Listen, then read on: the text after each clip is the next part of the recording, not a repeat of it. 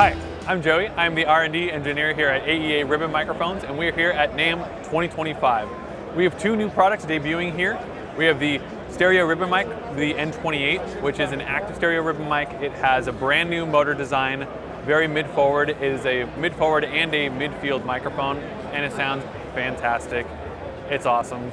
We also have, pairing perfectly with that, a 1029 stereo VCA compressor with a custom op amp design inside of it. It's a half rack unit, and it pairs very well with our stereo ribbon microphones and our 2-channel preamps. The main highlights of the N28 are its form factor. So, a lot of people love the 88, but find that it's a little bit cumbersome to use. So we made the N28 so that you can use it in situations where you otherwise couldn't get a stereo ribbon microphone like that.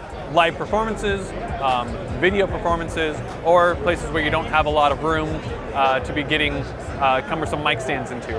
As well as that, we wanted to expand the sort of ribbons that we use in our normal design. So we usually use big ribbons, but with the N13 we have gotten into ribbons with more of a mid-forward or a brighter frequency response, and the N28 is a continuation of that lineage. So here we have the N28. You can see it's a lot smaller in design than the 88, much more similar to the N8, which is in our NUVO series. It's got smaller ribbons. The ribbon it's the closest to would be the KE4, but of course, a directional ribbon compared to a bidirectional ribbon, the acoustics are so different, it's not even comparable. This is just its own thing, brand new ribbon design, sounds fantastic. We got new 1-to-89 Lely transformers down here, as well as a new topology on our dual unity gain buffer amp, all shoved inside this tiny package so that you can get stereo recording in compact situations. Here we have the 1029, it's a half rack compressor, so you can fit it in a universal rack tray with a TRP next to it and have your preamp going in, out into the compressor. We have 3 sensing switches, so peak fast, RMS, and peak slow. A threshold where clockwise is negative, but more threshold sensing. And then ratio, as you turn it clockwise, you have from 1-to-1 to limit.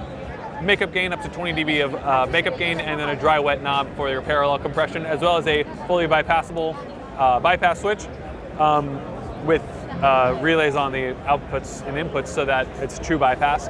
The LED meter showing up to 12 dB of compression. Of course, you can go way harder than that.